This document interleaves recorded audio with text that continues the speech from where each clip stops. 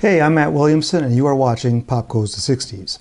Doing a quick video here on an article that came out on ultimateclassicrock.com talking about the Peter Jackson new cut of the Beatles' Let It Be film. This article came out a couple days ago, January 28th, 2020, and the headline reads, "New Beatles movie aims to, quote, bust the myth of the Let It Be sessions." Director Peter Jackson previewed a few minutes of his upcoming documentary based on the Beatles' Let It Be movie over the weekend. So some of this has been shown, and what they're calling it is an amazing counter-narrative to the Let It Be film. Jeff Jones of Apple Records said, we have created a brand new film that will attempt to bust the myth that the Let It Be sessions were the final nail in the Beatles' coffin, Jones said. So some Beatle fans are a little bit concerned that, I suppose when you hear a headline like New Beatles movie aims to bust the myth of Let It Be sessions, that this is going to be some kind of glossing over of the Beatles, of what was really going on. Some way to make them look, to pretend like there weren't arguments and to make it look all happy, like happy mop tops. And I think, for me, we've seen Apple do this before. I think they did it with 8 Days a Week, the Ron Howard film, which I thought was a huge missed opportunity. That film, fun as it was, and I thoroughly enjoyed watching that footage. I mean, it was great footage. I watched it with another big Beatle fan, my friend Amy Lynn, the Beatle girl, and we really enjoyed watching it. But after watching it a second and third time and going through all the bonus stuff, I felt like I wasn't really told anything I didn't already know about the Beatles. And I thought that was a missed opportunity. And I felt like it made Ron Howard look like what I call a popcorn salesman, shoving cotton candy down our throat. Not what I'm looking for, really, in a Beatle, in that nice of a Beatle release. So I don't think we're going to run into that scenario with the Peter Jackson film. And the reason is because Beatle historian Mark Lewisohn took the time in January of 2019, the 50th anniversary of the Let It Be Get Back recordings, listened to 97.5 hours from the Niagara reels that had been transcribed or had been recorded onto 150 CDs by a Beatle fan. And he tells a different story of what actually happened during that time. I spent the whole of January 2019 listening to the Beatles in January 1969 on each day, the 50th anniversary, listening to all the Niagara tapes that leaked out about 20 years ago, those masses of bootlegs that everybody's got. I never listened to. Well, that's it. Including you, yeah. But now you listen to them. That's it. They had been on somebody at a Beatles convention in Liverpool said, here's a set of 150 CDs. 150 CDs. I think that was only the A reels. It wasn't even the A's and B's. There's like 150 CDs, and this is all of January 1969. And I took them home and I put them on my shelf, and I went, what am I going to do with those? Yeah. But for this anniversary month of January, I got it all not condensed. I got it all ordered. Got the A's and B's. So I had a complete set of all available audio, all properly integrated, A's and B's, and even I think a C at the end, all integrated so that I didn't miss a thing, but I didn't have duplication either. And it was 97.5 hours of audio. And I just did it on January the 2nd. When they started, I started, and so on and so on. And it got really tough near the end because I was also transcribing. Oh, yeah. Not everything, but certainly the stuff that needed to be transcribed. I was improving a transcript that already existed, but it needed a lot of work. And I was making notes and following up leads of things that were being suggested. This is a long answer. I only do long answers. It was a revelatory process for me, and I realized that I have always misunderstood that whole month. So this recording is an interview on the Dutch Beatles podcast called the Fab Forecast, and this was in the spring of 2019. This is an hour and 40-minute interview. Actually, there are two parts to it. I think it's about 2 hours and 10 minutes in totality. And Mark Lewisohn is doing research for Volume 3 of Tune In. And this was a very telling interview, and really has some bearing on what we may be seeing in this new cut of the Let It Be movie.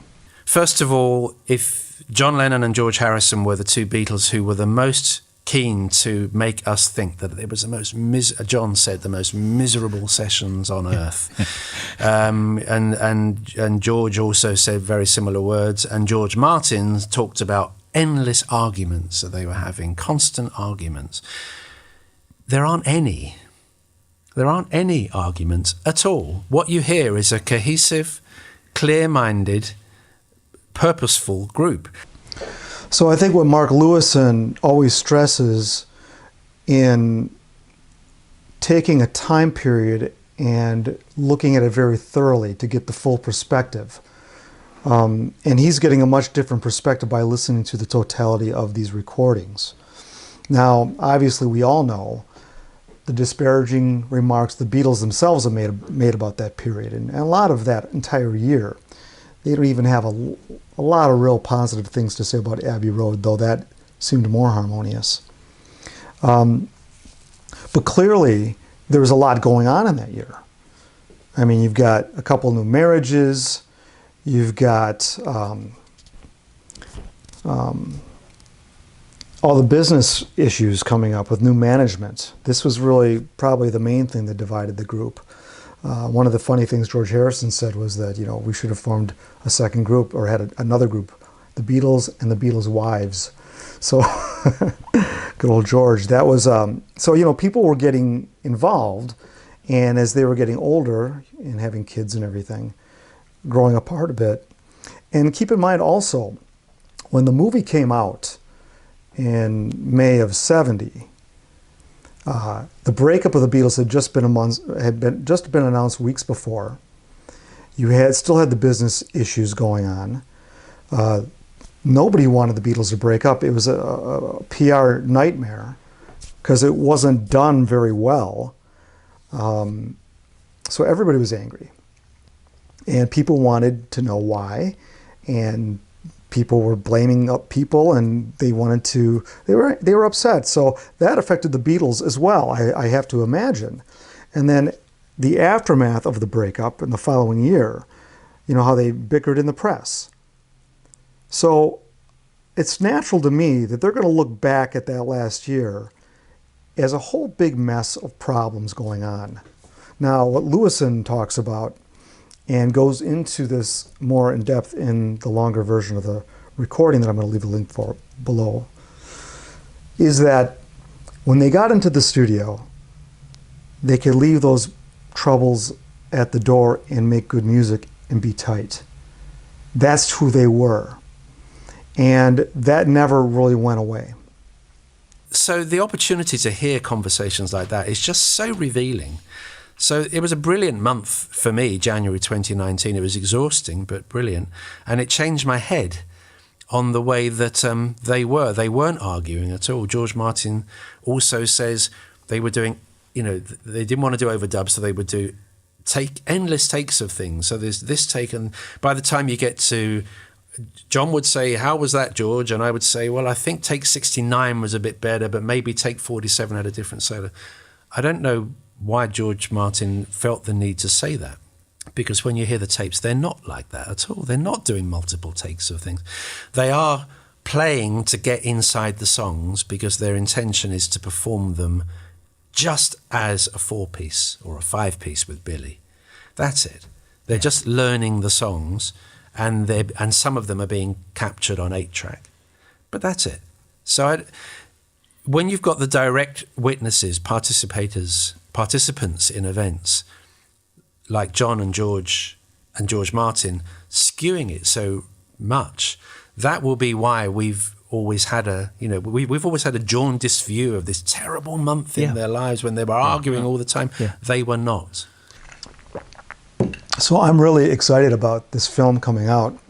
I'm more excited about this and this Let It Be package, whatever it's going to be, more than the prior 3 50th anniversary sets.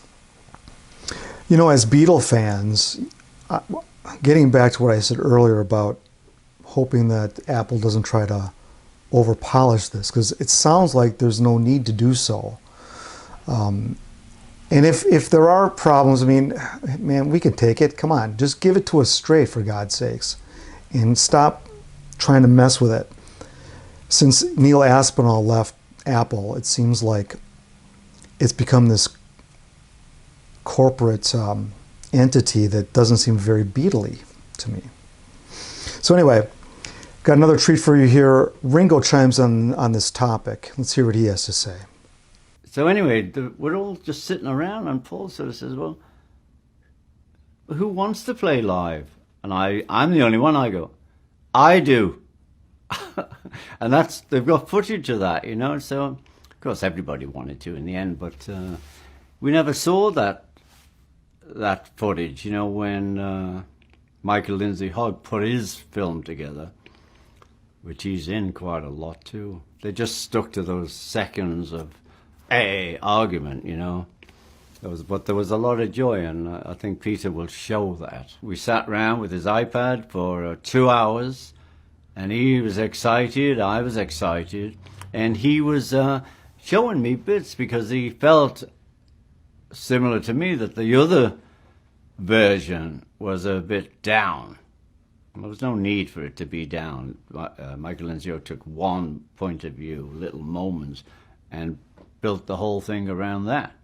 So it was, this one I think will be more expressive and more like we were. I'm very glad to hear Ringo say that. It corroborates what Mark Lewisohn is saying. And so, you know, the question I had, well, why would this film have turned out so negative?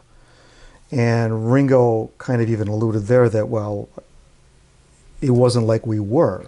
Now, I think, you know, in the short time after the film came out, within the 2 years following the release of the film, John Lennon had made some comments about, well, you know, we wanted a film that was going to show the warts and all, you know, not to be the mop tops, and words to that effect.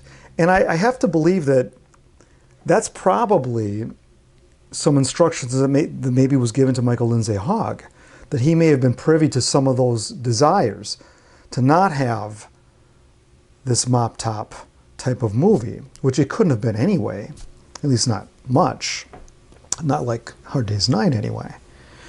So Hogg, I'm assuming we'll hear some, I think he's still around, so maybe we'll hear some comments from him on that as well. Peter Jackson is making a movie now. Yes. Well, maybe a positive movie, maybe a more positive movie. It may well be. I think it has to be, because the moment you look at this film or listen to the recordings in totality, as I'm saying, a different picture does emerge. The thing is, when you're editing something, you can always skew history. And in a way, the Let It Be film skewed history to make us think that month was more bleak and more miserable than it actually was. He runs the risk, but I know he's aware of it, but the risk is there that he makes it more positive than it really was. Yeah. But I think if he just lets us see enough of it, we'll make up our own mind as to what it was. And that's what I did in January. I listened to all of it and changed my views almost completely. So I'm looking forward to this re-release or this 50th anniversary set or whatever's going to go along with it. I'm going to be very interested to get it, and I'll follow up with another video to see how things really go. But things look rosy from this chair anyway. So leave a comment. I've got links below. And thanks for watching Pop Goes the 60s.